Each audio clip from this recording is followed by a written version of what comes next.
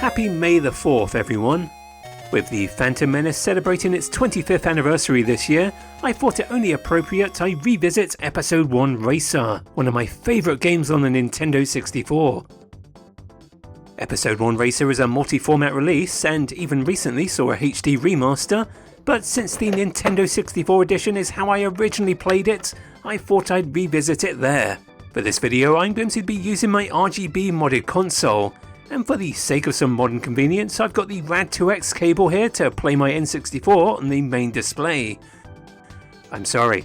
Of course, we absolutely cannot forget to slap in a rumble pack into the controller. I'm ready to feel the force of 600 miles per hour while 4 feet off the ground. And the game is an expansion pack enabled title, I've got that in my console already. I remember expansion pack games looking quite impressive and detailed for their time, but often at the cost of a worse frame rate. It doesn't look too bad in high resolution mode though to me. I dunno, I'm somebody who can still play the original Star Fox in all its 12 frames per second glory. So high resolution mode it is. Episode 1 Racer still feels ridiculously fast.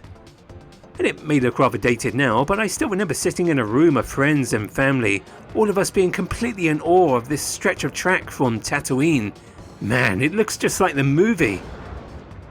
I still remember buying my copy in May of 1999 for my dusty old PAL format N64.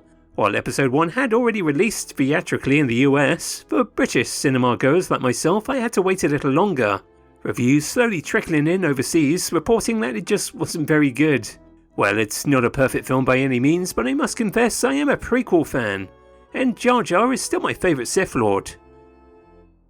But regardless of how you feel about the Phantom Menace itself, surely we can all agree the pod racing sequence is still incredibly exciting to watch. It made total sense to base an entire video game on that sequence alone. And the game isn't just limited to zipping across the dusty sand dunes of Tatooine, but an entire galaxy of exotic locales that feel directly lifted from the prequel era of Star Wars.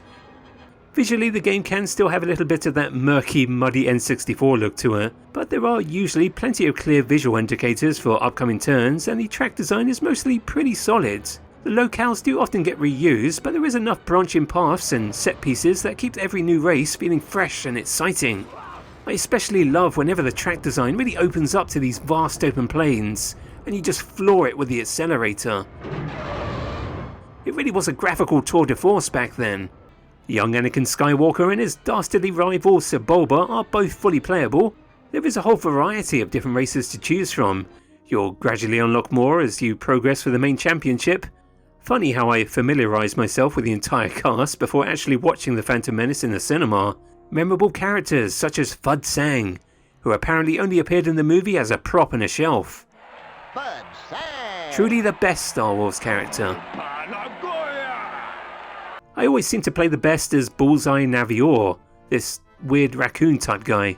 You can only play as Sebulba after making your way through the campaign and beating him in the final race of the Bunta Classic, arguably the best track in the entire game. But apparently Sebulba isn't even the best racer in the game, it's Ben Quadrino, you know, this guy. How ironic, considering he didn't even get to complete a single lap in the actual film. To unlock him you'll need to complete these additional 4 tracks and they're really tough. And that is possibly the worst voice I've ever heard. Actually, I remember being really underwhelmed that Ben was the final unlockable in the game. They really should have had one of the characters from the film as a special unlockable. So no, I didn't really feel compelled to unlock him again. And it's kinda here where I decided I'd had my fill of Episode 1 Racer. Still, I haven't played this game since the early 2000s and I'm pretty amazed at just how well it holds up. The game does seem to lack any sort of AI rubber banding, which you'd normally see in other racing games, and that can make things feel a little bit too easy. It is possible to go through an entire lap without actually seeing any of your fellow racers. I think it's the track design itself that would be your biggest adversary. You will need to earn prize money to upgrade your pod by buying parts from Watto's shop. Prize money itself can be kind of an issue. Once you've completed a race, that's really the only chance you'll have to earn money. That is, without starting an entirely new campaign. Don't forget to set your prize money at the start of each race to winner takes all to earn the biggest payouts. I would recommend buying all the pit droids as soon as possible before you start spending money on parts. They keep your pod properly maintained, and buying damaged parts from the junkyard and using them in the race until they are properly repaired by your droids You can then trade them back to Watto for a big payout. I still love Episode 1 Racer, and it's been a lot of fun going back to it again, and I don't think that's my nostalgia talking either. But is there any point to playing it on an N64 nowadays? Well, I suppose the N64 version does have some pretty cool cheat codes. The dual controller mode. Just plug an extra controller into the third port of your console, and you can control the game through 2 controllers. It's pretty unwieldy, and I never got the hang of this, but it is kinda cool. It's like being at the arcade.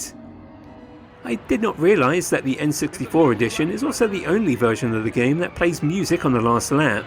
Surely a constraint of the cartridge, but I actually prefer to play it this way.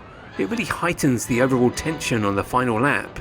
But there is no denying the PC and Sega Dreamcast release are surely vastly superior. Here, I'll pop in my old Dreamcast copy real quick. Oh, my Dreamcast looks a bit yellow now actually, oh dear.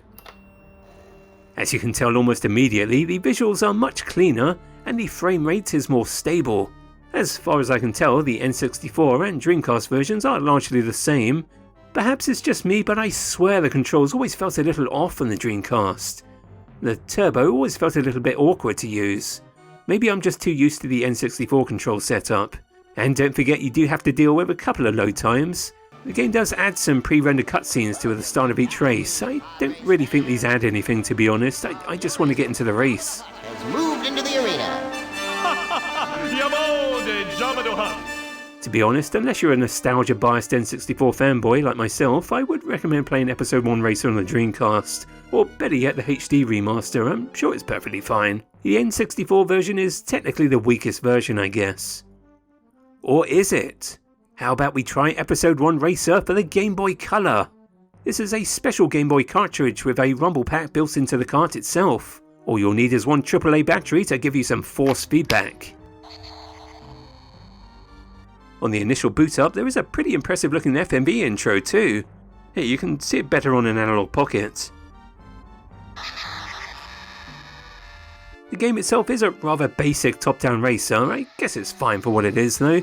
Races are mostly confined to you and a single opponent, but there is a fairly nice sensation of speed here, and the rumble does kind of add to the experience. So I guess this is technically the weakest version of Episode 1 Racer.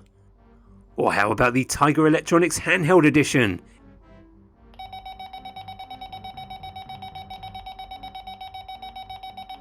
Now I think we can all agree that this is pod racing. Well then, that's it from me today. If you made it this far into the video, then thanks ever so much for watching. May the force be with you, and I hope I catch you all next time. Take care.